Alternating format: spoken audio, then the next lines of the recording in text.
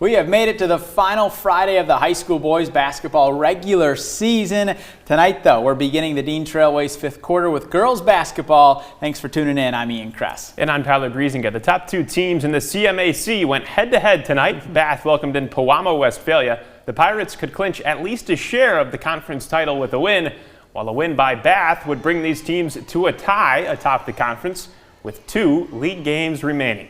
The Pirates showed patience and kept the ball moving tonight. Look how quickly they swing it to Brenna Thalen for the corner three. Pirates up 7-1. Second quarter, Bath's Africa Beltran drives and uses a beautiful step through to free up space. Bath down 7-5.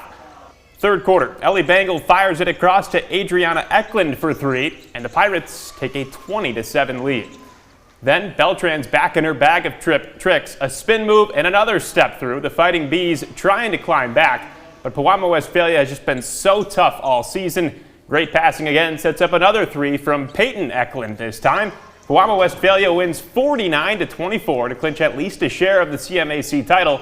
The Pirates have now won 40 straight conference games, a streak that dates back over 2 years. This year, being the target on your back, picked it right away to win the conference, makes things more difficult. So I'm really proud of this group. Feels great. For me, it's our 10th one in 17 years, so that's awesome. Yeah, we all have our own jobs. We know what we need to do, and then if we do our jobs, that's going to create a win for us. And just down the road, the East Lansing girls welcomed in Okemos for what was senior night for the Trojans. In the first quarter, East Lansing's Olivia Adarkwa is going to hit a 3 to give the Trojans an early 8-point lead. A few minutes later, Isabel Zuzula is going to hit a 3 off an ice pass from Elizabeth Schaefer to bring Okemos within 3. Late in the second quarter now, Adarkwa, she's going to pass it inside to Naomi Knox for the layup that gives East Lansing a 30-16 halftime lead. In the second half, Adarkwa continued her solid game. She gets the reverse layup to go to extend the EL lead. And in the fourth quarter, Knox receives a pass from Nandi Gordon on the fast break to extend the Trojan lead. East Lansing goes on to win 61-49 and improves to 15-6 this season. And turning to the boys now, Lansing Sexton will be looking to make a deep run in the postseason starting next week. Tonight, the J-Dubs ended the regular season by taking down Eaton Rapids on the road 86-46. For another CAAC White matchup, we bring in artists Sherry McBroom and Kara Adams. Yeah, thanks, guys. Portland welcomed in Charlotte, and the Raiders were hoping to end the regular season on an 8-game winning streak. Yeah, Sharon, and the last time these two teams met, the Orioles took down the Raiders 40-38, so Portland was seeking some revenge tonight. We pick up in the third quarter. Charlotte leads 23-15. A couple minutes in, Carter White finds his way to the basket. Raiders down by 6. A little later, nice little floater from Caden Dickerson. He ties it at 29-all. But Charlotte has an answer. Ethan Shane, quarter 3, Orioles back up 34-29 heading into the fourth. And how about a little no-look pass out to Tyler Bowser? Orioles go up by 10. 45 seconds to go. Orioles led by as much as 12. But a steal right here from Tej Verk, who takes it himself up the court, finds Brady Rowe. Little hesitation from Rowe, and suddenly Portland trails by just 6. But despite that late push, AJ Spencer of Spratland makes some free throws down the stretch, and Charlotte gets their second win over Portland this season, 53-47. And it's time for our first break of the night, so when we come back, we'll check in on the boys in the CAAC Blue. Yeah, the defending state champs East Lansing were taking on Okemos at home. We'll have those highlights for you after the break. Plus, Waverly welcomed in DeWitt and inducted its 2026 Hall of Fame class. That and much more coming up on the Dean Trailways fifth quarter.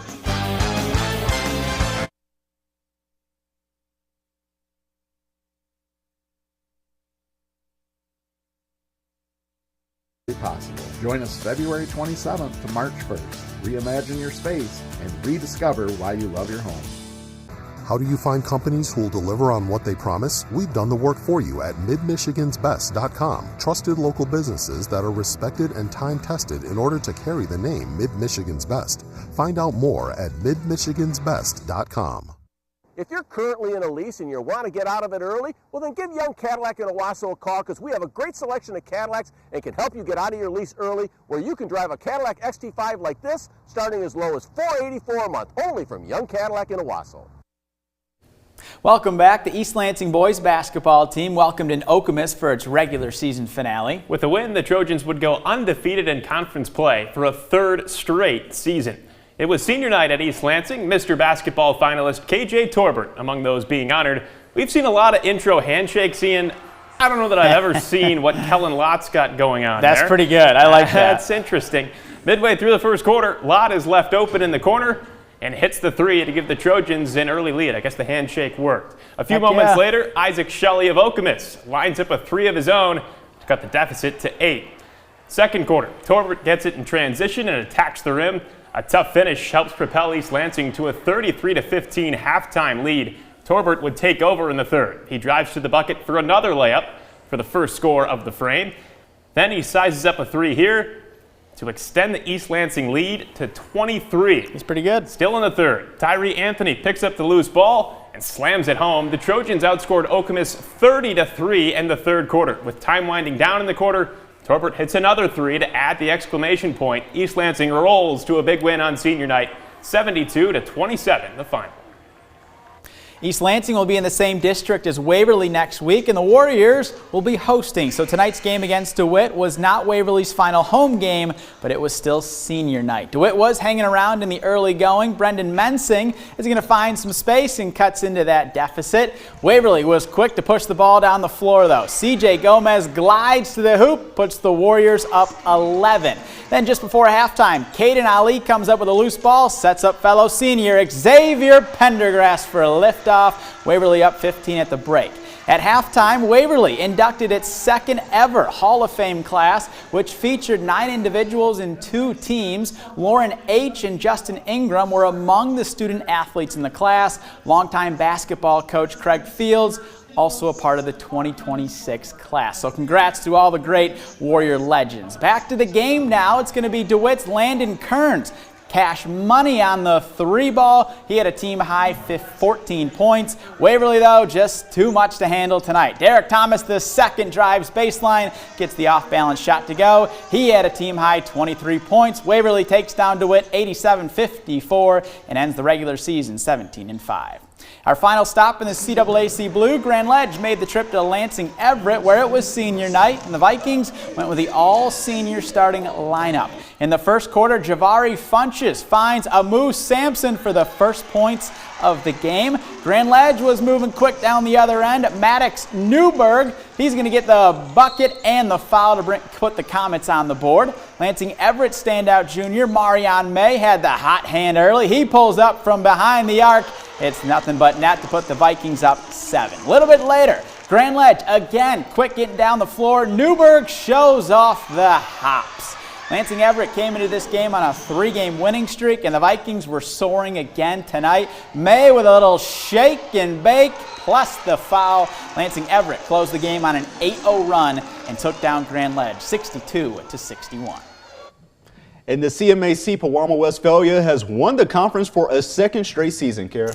And the Pirates hosted Kalamazoo Phoenix for a final non-conference tune-up tonight, and a win would give the Pirates 20 regular season wins for the second time in 3 seasons.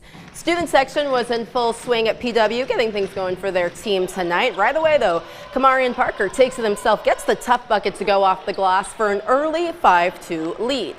A little later, Logan Farmer's got it. He's also going to go himself. Nice little spin, gets the bucket to rattle in. Pirates down just 1. PW, though, starts to get their offense going. From who else? Grady Eklund. Nice move inside. Pirates take their first lead of the night. And Eklund just keeps it rolling, drives in. Easy layup. PW up 15-13. Next possession, Eklund again, just shifting his way through, and PW goes on to get another dominant win, 72-54 over Kalamazoo. Rivalry night in the Interstate 8 as Jackson Northwest hosted Parma Western on senior night. First quarter, Bryson Cooper, the younger brother of MSU's Carson Cooper, goes baseline and throws it down with authority. That's a nice poster right there. A lot of energy. Mounties up 6. Early third quarter now, Jaden Willis drives, kicks it out to a wide open Brody Parrott, who drains the three, giving Western their first lead of the game. Northwest's the dough would answer back though as he attacks the lane, and he gets some dough at the end, getting the bucket to go. Mounties back up 2, but Western would close it out in the fourth. Charlie Stevens finds a cutting Rourke Watterson. He gets it to go, putting the Panthers up for good. Parma Western wins it on the road, 65-58, the final. And with that, we put a bow on the regular season for high school boys basketball and look forward to the district playoffs next week. And that'll be fun, that's for sure. But we still have more to come on tonight's show, including Michigan State's hockey, a series sweep of Notre Dame. That's next on the Dean Trailways fifth quarter. News Nation. Welcome back. Michigan State hockey took down Notre Dame 4-2 last night and was looking to complete the sweep over the Fighting Irish tonight. Yeah, that's right, Kara. Michigan State came out on fire, and they never took their foot off the pedal. The 1966 and 86 MSU hockey championship teams were in attendance tonight, and the Spartans must have been inspired because they came out to play with a vengeance. Second period on the power play, Riker Lee goes top shelf to give Michigan State the 2-1 lead. Still in the second, Porter Martone showing off the hustle, beating the Irish down, and he just slides it in past the goalie. Martone's second goal of the game, Spartans up 3-1. Third period, Daniel Russell puts a shot on, but stopped. Porter Martone gets the putback. It's a hat trick for Martone, making it 6-1, his 22nd goal of the season. And later, Tommy Manisto passing it off to Griffin Jarecki, who sends a rocket into the back of the net. For the 7th goal of the game, Spartans would add another goal late as Michigan State dismantles Notre Dame 8-2. You know, I got to give a lot of credit to my line mates. You know, Charlie Stramel and Daniel Russell have been really good for me, kind of making the transition over to college. You know, 2 seniors who have kind of been through it, the ups and downs of college hockey, and they really helped me. So I think that's where I kind of fell in love with the sport, right, the physical side of it, and I think that's when we're at our best. And especially, you know, getting closer to playoffs here, it's going to get tighter and tighter and more physical, and our guys have shown that they can handle that. Well, moving to college basketball, number 1 Michigan is set to take on number 3 Duke tomorrow in the Edward Jones Capital Showcase out in Washington, D.C. This is one of the most highly anticipated non-conference games of the year, and who knows, it could very well be a Final Four preview given the talent these two teams have. It's rare for a Big Ten team to step out of conference play this late in the season. Illinois did it last year and lost to Duke 110-67. Dusty May says he talked with Illinois coach Brad Underwood about playing that game, and Underwood said he would still play it 100 out of 100 times. May believes this non-conference matchup in February will be great for his team in the long run. We're looking forward to this game first and foremost because Duke will tell us where we are for mid-February. We want to be playing our best basketball at the end of March, early April, and so this will be a good gauge slash barometer for us, but also it allows us to prepare like a neutral site NCAA tournament game. And so for a number of reasons, it's fun because it's a break from the Big Ten Conference as well. I think it's kind of cool, honestly. It adds like extra life, extra like sauce, I guess you could say, into the season. And it's great, man. Duke versus Michigan, you know, 2 highly rated teams. It's going to be fun. It does have some sauce to it, that's for sure. That'll be a good matchup tomorrow. It's not the only top 4 matchup, right, tomorrow? Isn't there another big college basketball game? Arizona, yes. Houston. Arizona, Houston tomorrow as well. And, you know, Michigan, Duke, 2 potential lottery picks there, and Boozer and Lindeborg. A lot of storylines. Oh, yeah. Sunday, of course, the Michigan State basketball team will be taking on Ohio State at the Breslin. So a lot going on in college basketball. The fun is just beginning now. Exactly. Definitely so. Yeah. So hopefully Michigan State basketball will have a lot of luck like Michigan State hockey tonight. That's right. Yeah. 8-2. Playoffs begin next week for our high school boys basketball teams. We'll have the district title raising celebrations next week on the Dean Trailways fifth quarter. Someone take it away. Have a good night. Thanks for watching. Jinx. Jinx, Carol.